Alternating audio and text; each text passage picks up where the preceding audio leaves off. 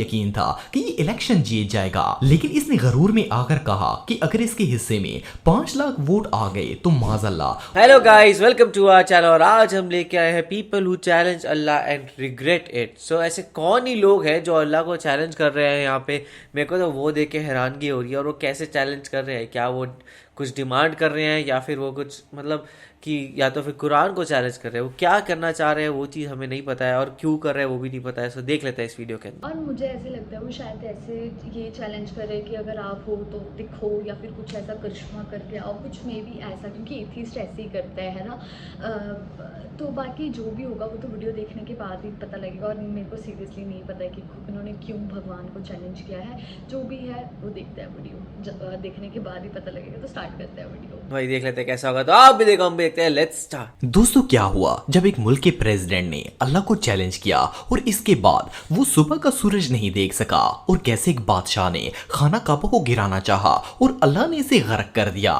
Plus क्या आप जानते हैं कि हॉलीवुड की एक एक्ट्रेस ने जब अल्लाह के वजूद का इनकार किया तो इसके साथ क्या हुआ। वेल, आज की इस वीडियो में मैं आपको अल्लाह ताला को चैलेंज करके बर्बाद होने वाले दुनिया के सबसे बदबख्त लोगों के बारे में बताने जा रहा हूँ। तो शुरू करते हैं अपना काउंटडाउन। टेनक्रेडो नेवेस। दोस्तों, दुनिया में बहुत से ऐसे मुनाफिक और मुशरिक लोग मौजूद हैं जो अल्लाह पर यकीन नहीं रखते। इवन कुछ लोग तो इतने बदबख्त हैं कि माज़अल्लाह खुद को इसकी जात से भी बड़ा समझते हैं। लेकिन जब ऐसे लोगों को अल्लाह सजा देने पर आता है तो इनका वो हाल करता है कि पूरी दुनिया के लिए इबरत का निशान बन जाते हैं। ये जो मनहूस शख्स आप देख रहे हैं, ये भी इन्हीं में से एक था। ये ब्राजील का एक बहुत ही फेमस पॉलिटिशियन था।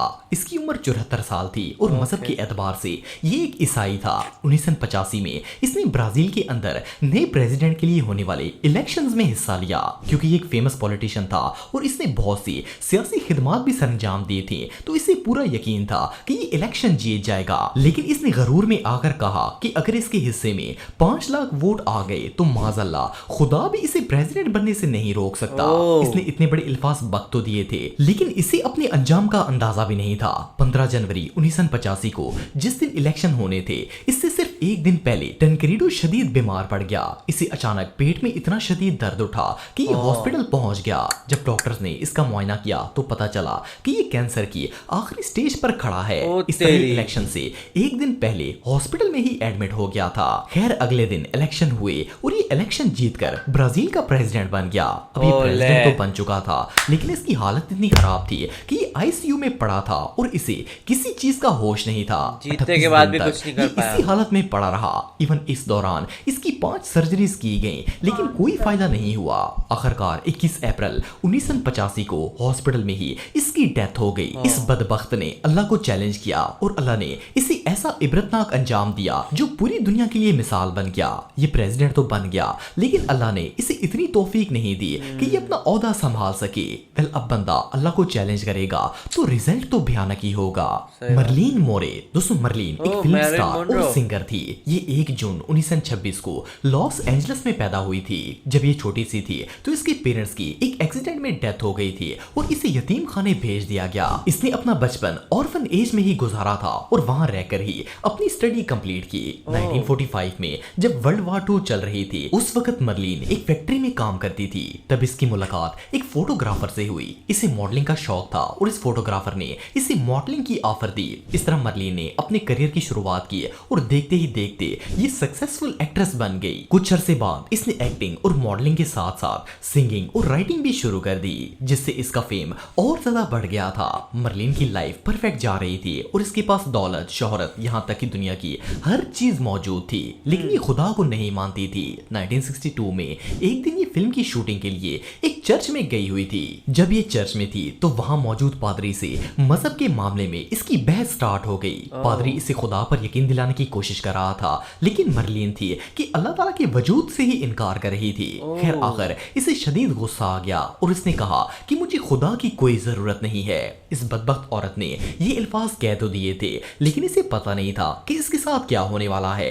इस वाकये के ठीक एक हफ्ते के बाद अचानक इसकी डेथ हो गई। ये रात को अपने घर में सोई हुई थी तो सुबह इसके नौकरों ने इसकी लाश देखी। डॉक्टर्स के मुताबिक मरलीन ने खुदकुशी की थी। इसने सेडेक्टिव ड्रग की 3-4 बोतलें पी ली थी जिसकी वजह से इसकी मौत वाकया हो गई। इतनी ज्यादा दौलत और शोहरत होने के बावजूद भी अचानक ये मुसलसल स्ट्रेस और डिप्रेशन का शिकार हो गई और इसे समझ ही नहीं आ रही थी कि इसे क्या हो गया है। आखिरकार जिंदगी से तंग आकर आखिर इसने खुदकुशी कर ली थी। लेकिन असल में ये इस बदकिस्मत औरत के अपने किए का नतीजा था। इसने अल्लाह के वजूद को मानने से इनकार किया और अल्लाह ने इसे ऐसी इबरतनाक सजा दी कि इसने अपने ही हाथों से अपने आप को कत्ल कर दिया। ये वाकई में इसी लायक थी। यूरी गैगरिन दोस्तों, वैसे तो दुनिया में इस्लाम के अलावा और बहुत सारे मजहब हैं और इनका यही मानना है कि कोई ना कोई हस्ती है जो इस दुनिया को चला रही है। इसके बावजूद दुनिया में काफी ऐसे लोग हैं जो अल्लाह की जात पर यकीन नहीं रखते और इनका मानना है कि दुनिया में कोई खुदा नहीं है।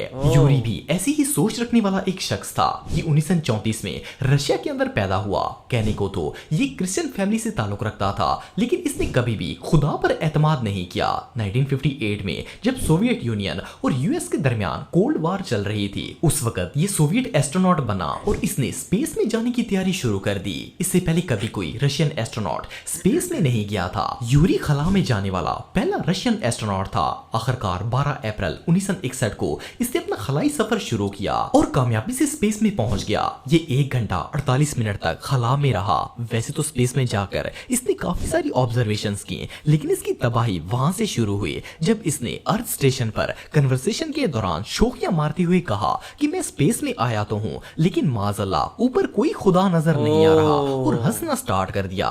इसने ये अल्फाज मुंह से बक तो दिए थे लेकिन ये नहीं जानता था कि इसका क्या अंजाम होने वाला है। खैर ये अपने मिशन से सही सलामत वापस आ गया और इस वक्त के सोवियत लीडर से मिलने के लिए चला गया। इस मुलाकात के दौरान सोवियत लीडर ने यूरी से सवाल किया कि जब वो स्पेस में गया तो इसे क्या चीज नजर आई, तो यूरी ने मजाक उड़ाते हुए कहा कि मुझे ऊपर जाकर खुदा नजर आ गया था और साथ ही ऊंची आवाज में हंसना स्टार्ट हो गया। इवन मिशन से आने के बाद एक जर्नलिस्ट ने इंटरव्यू के दौरान इससे पूछा कि वो स्पेस में जाने से पहले किससे अपनी सलामती की दुआ मांग रहा था, तो इसने जवाब दिया कि मैं किसी खुदा को नहीं मानता और न ही किसी की इबादत करता हूं। बार वही चीज कह रहे थे। करनी ऐसी हुई कि इस इंटरव्यू के बाद ये अपने जेट पर एक पायलट को ट्रेनिंग दे रहा था। ट्रेनिंग के दौरान अचानक इसका प्लेन क्रैश हो गया और ये जलकर राख बन गया। हालांकि एक छोटी सी फ्लाइट थी और जेट में किसी किस्म की कोई खराबी नहीं थी, फिर भी ये बुरी तरह क्रैश हो गया और इसकी मौत हो गई। इवन इसकी लाश इतनी खराब हालत में थी कि इसे देखकर ही खौफ आता था।